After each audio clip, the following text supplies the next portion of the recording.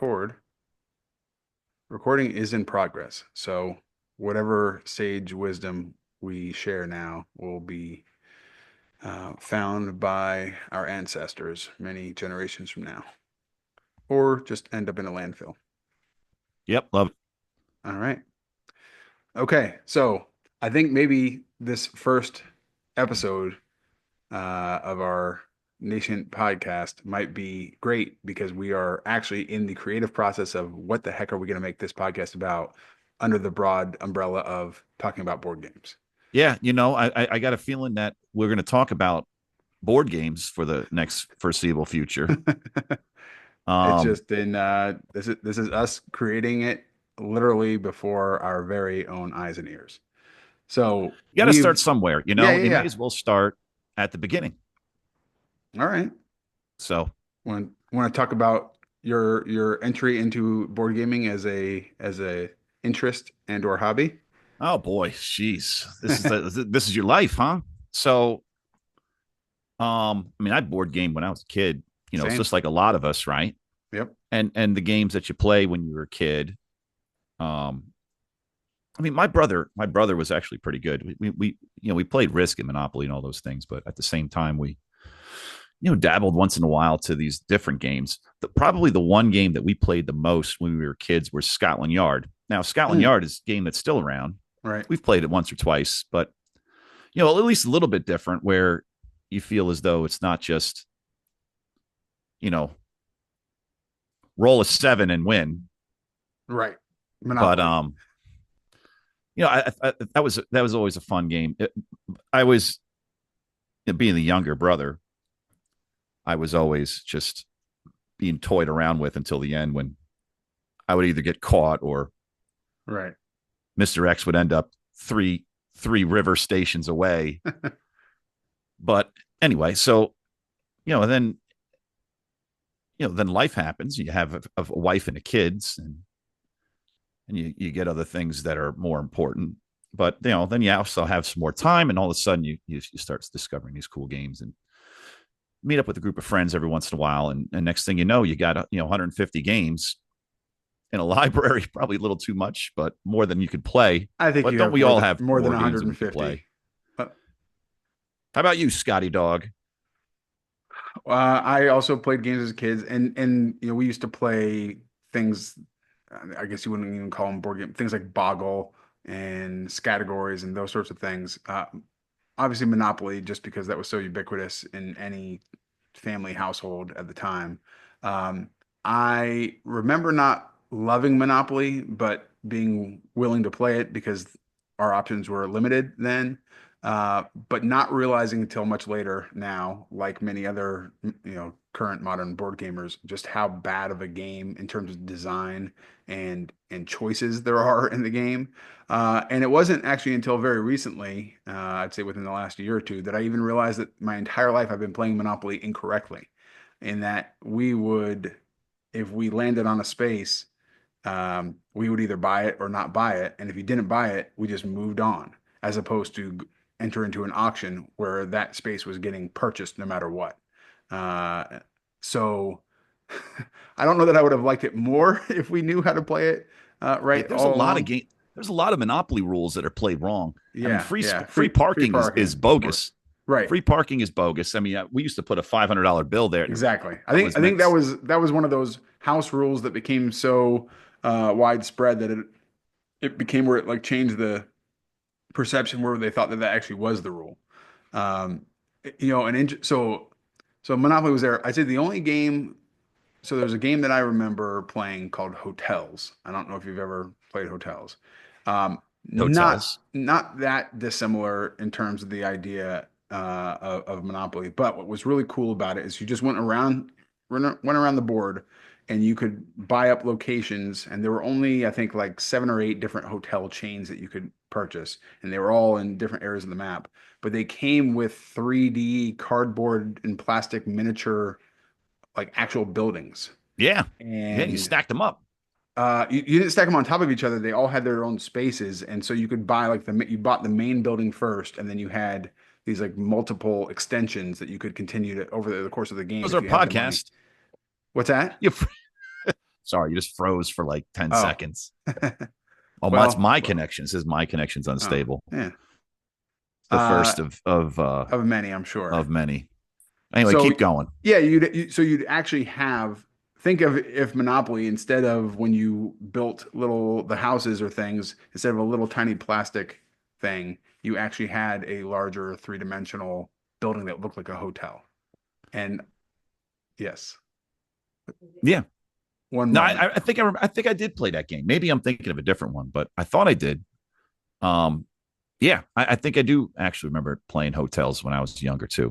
It was a good game.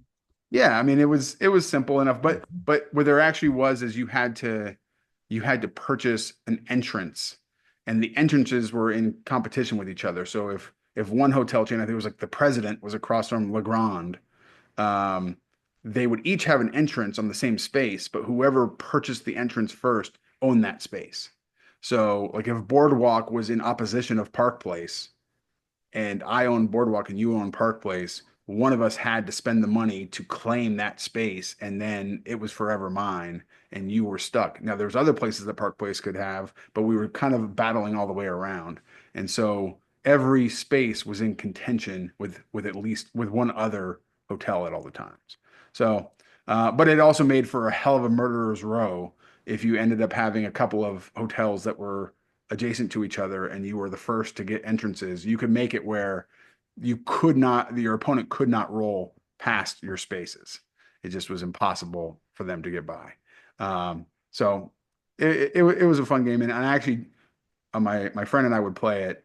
And I remember the equivalent to Go, the start of the board, there was nothing that happened. There was no $200. There was no, hey, you just made it around the board and now you're back on the row again.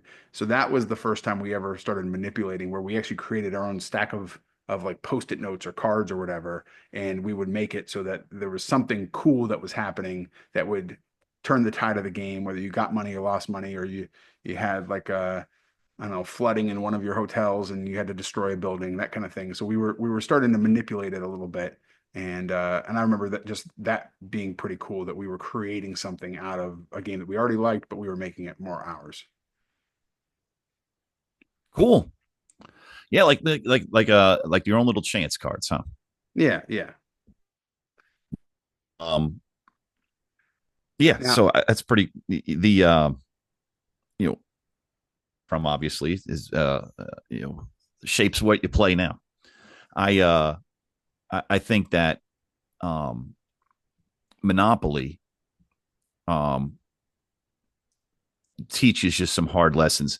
When I was a kid, my brothers, 5, 7 years older than me, they would make me play, and it was basically just a come here and take you out back and rough you up a little bit. right, So I mean, like my brother would just end up playing with me just to kind of just like, yeah, we'll just play and it'll be a great time. And then by 45 minutes in, I'm broke, want to quit, can't right. quit Nope. because you You've can't been roped quit. in. You Yeah. started this game, you can't leave early.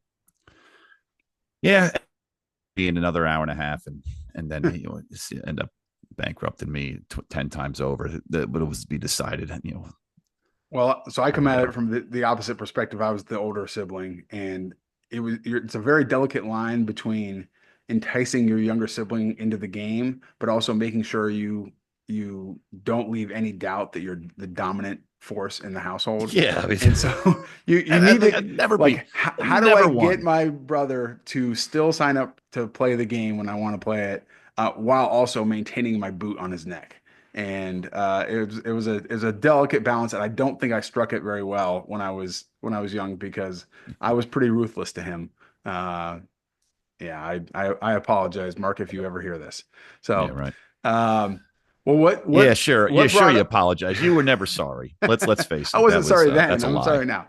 Uh, what brought you back into it? So I had a long way off. I mean, I certainly loved board games as a kid, but then I can't remember playing any board games in high school or college or anything like that.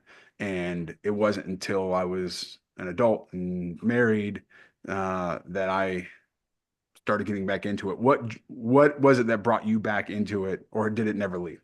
Well, I mean, you just got to find something to do. I mean, I think that when when I was a young father, right? You got a 3-year old and a 1-year old.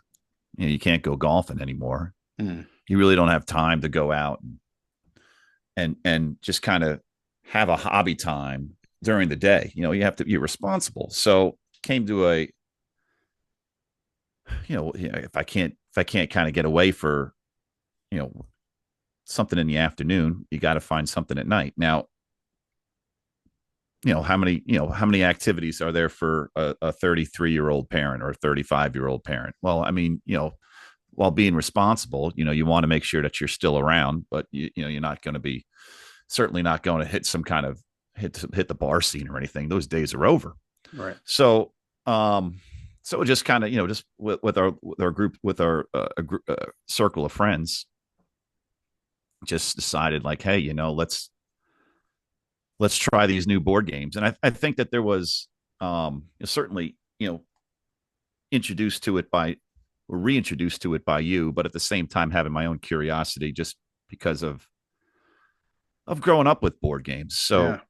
So um Well, I distinctly remember. So I remember a conversation with you, and I would say so. There were like kind of three moments, and I think the conversation with you, actually, it was like right out on my back deck during my son's birthday party shortly after we moved here in 2017. But so the first was, my wife got me a board game for my birthday one time, and we hadn't played board games or anything like that, but just kind of a random uh, gift to me was Machi Koro. And I just remember thinking like, what a cool idea for a gift. I hadn't thought of board games, but I always loved board games. Like, this is really cool. Let's play it. And we learned it and we played it and we played it wrong, of course. But we were just in such a rush to learn it. And I remember thinking like, wow, I have not played a game like this. This is like, the art is cool. The concept is unique because I'm still thinking about the games that I played as a kid. And so that was kind of a little bit of an eye opener. Then maybe a little while later, maybe our son was born, but just a baby, like you said, like you're limited. So we had some friends over, and they brought Catan, which I think was a lot of people's gateway into modern board gaming. And they brought Catan. I had never heard of it, never seen it before, and I remember losing and being so like upset that I had lost, but so intrigued by this, like the negotiation aspect of it and the optimizing of the resources and the placement and, of course, the luck of the die and that sort of thing. And I immediately went out and I had like one of the original iPads there, and I bought the app for Catan, and I just started playing it like crazy so that the next time we would play them, I would hopefully kick their butts. But then the third part, I think that really kicked it into overdrive was you and I talked, and I think we were talking about the local game shop down on Main Street in Hackettstown, New Jersey, where we are. And we were talking about like the game shop, and I think you were talking about your interest in games, and I was talking about my interest in games. And I think that's when we started. I think maybe we each owned a couple games at that point, but certainly I didn't have a collection. And I don't know where what your collection status was at that time, but that's what really started spurring it. And I think you and I started playing, and then we brought in a few other friends. And before you knew it, there were five of us trying to meet pretty regularly. I mean, it was an easy conversation because I still was at least a little bit connected to board games. Me and my friends from high school would come home from college. So you say you didn't really play much through college. We had this one game called Rail Baron. Mm, Now, Rail Baron is an on-hill game from the 80s, maybe even earlier 70s. And it's not Ticket to Ride, but it kind of has those a little bit of DNA shared with that, where you buy historical railroads and you take routes across the country, you get payouts. And if you take other people's railroads, you're not blocked, but you have to pay a fee. right. But it is a marathon. It is a long game, and just would get intense. And it was a really just something that was fun for a long time. So you think about hobby games and think about, more than just, hey, take something out for 15 minutes and have a good chuckle at it, or have a game where it's a little bit more um, agency, Yeah. where it's not just, hey, I'm going to roll a die and hope I get lucky, and if I do, then I'll win.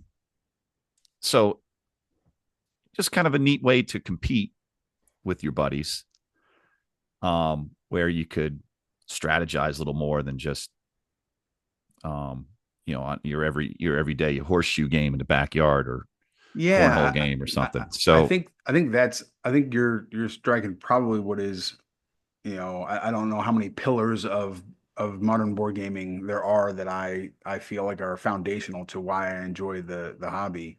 But certainly one of them is the idea of agency within, and we can talk about themes and things like that, but like agency within like kind of a unique scenario that maybe I have never encountered before. I've never been a railway baron, for instance.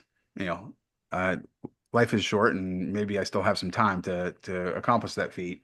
But probably the only way I'm going to accomplish it is through either a video game or a board game, and that kind of simulation and say, okay, under these conditions, what choices are you going to make? And if those choices are interesting and you can see the ramifications of those choices, good or bad, in the immediate aftermath, that can feel pretty rewarding and can make you want to come back for more and try something different the next time. And I think that's what maybe the earlier games were lacking, at least the ones that I played. I mean, if you're pressing the Pop-O-Matic bubble or rolling the die and trying to land on the railroads in Monopoly, you just kind of went where the die took you, and there were very few actual meaningful choices to make, other than maybe when you're going to spend your money. And that was about it. But as soon as you get that injection of real agency and decision making, that really turned on a light for me, and I think that's one of the things I enjoy most now. you want to have a say in what happens, right? I Yeah, mean, you never just want to go along for a ride. If you, I mean, there's a lot more fun ways to go along for a ride. You can watch a movie. right. You can watch a show. It's 10,000 movies, 10,000 shows to watch. So Yeah, if you're looking for that, there's better ways to spend your time. But if you want to actually have a choose your own adventure, the choose your own adventure books are kind of lacking, right? At least in my opinion. yeah, That maybe they go. We always talk about hobby games that have they're trying to bring that into with legacy, and I don't know, it's not easy to do. It's not too no, many good. There's a lot of people that a lot of games that try it, and not too many that are successful, because the way you really tell a story is from the decisions that the people are making. right. So you can try to write that, but there's better there's better media, I guess you'd say, Yeah, for I got to that. think it's pretty tough to have a cohesive narrative that spans over multiple plays of a certain game, while not being so uh, like forcefully directed into a certain direction, right? Like there's Sure. I mean, within we've tried them, right? I yeah, mean, we're trying to we like the best example we've tried was King's Dilemma, right. which was trying to do it, and but it was so vague, right? But like they would have some kind of side stories that you know when push came to shove, did it really matter? I don't Yeah. know. Yeah, I don't think so. In my Well, opinion, it was kind of. I thought that the stories were going to matter more at the beginning than they ended up at the end. yeah, I think I unfortunately I think I really took when we played King's Dilemma. I think there's no doubt that King's Dilemma tried to do some very ambitious things with how they went about it, and you had like kind of a main story with little side stories and all that. But I really just kind of leaned into the faction, the family that I had adopted before we even started playing, and I really just looked at it as a game as opposed to getting into the story. And so I was kind of voting up or voting down based on whether it fit what my character wanted for points, and not what the narrative that was being woven around the game would maybe have you imply. So and I know that there are some people who play it and like, oh, I listened to the story and there's slaves, and do we free the slaves or do we, we starve them? And morally, me, the person, would say, of course, like we shouldn't have slaves. But if me in the game is like, well, no, my character is gonna benefit from that, then I would just vote accordingly, as opposed to how me as a person. And that's probably not how you're supposed to approach a game like that, but it was how I approached it. Well, there was other problems with it too, because my character, I think that my character was just like a bunch of nomads, and I wouldn't have known any different. I had like I was never. I felt like after like the second or third game, it was just straight up. Hey, what was my immediate agenda? What was my agenda for today? Which a lot of it was based off of not to go over spoilers of the game if you want to play it, but a lot of it was based off of what you did the day before the game before Right. and what you voted. So if you had agendas that were pushing completely other things that your family was or your house was in favor for, then you just pushed it. So Yeah, next thing you yeah. know, like, I mean, I was, like you said, you're playing the game, so but after a while, and I remember after a while, some of the guys, some of the guys famously, uh, completely lost touch with voting yes or no and just started Right. looking at colors. So, Well, I mean, but that's it didn't neither help here us. nor I there. mean, But nonetheless, it took us what, it's hard to do. a I guess the year and point is, change to finish that. It it took was it was a long time, and I think that's maybe something that we've missed because simultaneous to playing King's Dilemma, we were also trying our other foray into Legacy, which is Clank Legacy, which remains half played right now and is sitting in my closet to not occupy shelf space. Uh, and so we the went whole point from of no the legacy games to two legacy games simultaneously, and we also tried to mix in like just kind of our regular game nights where we would play a regular game, a 1 hour, 2 hour game, and then try and get an episode or two in of King's Dilemma or Plank Legacy. Uh, and I think that if we are ever to try a Legacy game again, we almost have to block off X number of game dates in a row and try and keep them condensed and just like hammer it out so that the stories sink in a little bit more so you can remember what you've done. It's that's the part that I think would be more critical to us or make me enjoy it more and maybe have better buy-in is that we're we're you don't have to remember what you did 6 months ago and try and loop that into what you're doing tonight. yeah, no, I'm with you. I think that it speaks to King's Dilemma that finish. Um, Mm. I mean, like how many other games would we have given up on? I think that the game was pretty cool, Yeah, but I like the don't regret that story, we the played it. story became the probably the lowest draw after the first half of the games we played. Mm. Like I was excited about who are you going to team up with, how you going to get other people to not agree with you, especially me, right? Because at the Mm. time I was winning the overall game, so I felt like as though no one was going to vote for me. Right. Which makes sense, right? If you want to catch up and win the Yeah. whole campaign, you want to bash the leader.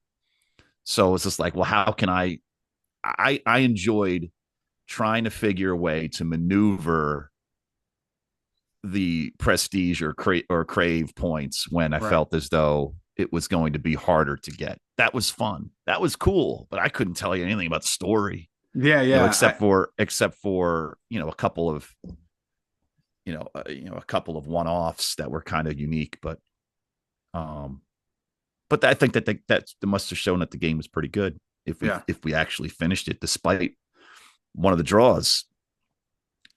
So anyway, Yeah. Yeah. It's true.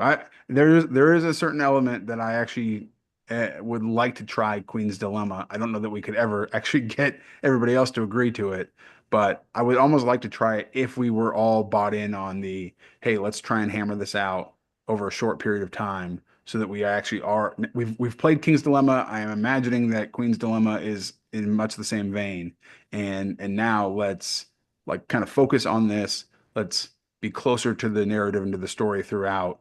and hopefully we all at least know how to play somewhat, and it's not so much a surprise or people figuring it out 90% of the way through the game. Yeah. All right, I think we are getting towards the end, if not the end, of our free Zoom recording here. So before this craps out on us and all the riveting board game talk that we have just recorded goes away, let's pause or stop the recording here and then figure out if we can somehow save it and get it posted someplace. What do you think? Yep. Sounds good. All right, Anyway, man. that was fun. Yep, always.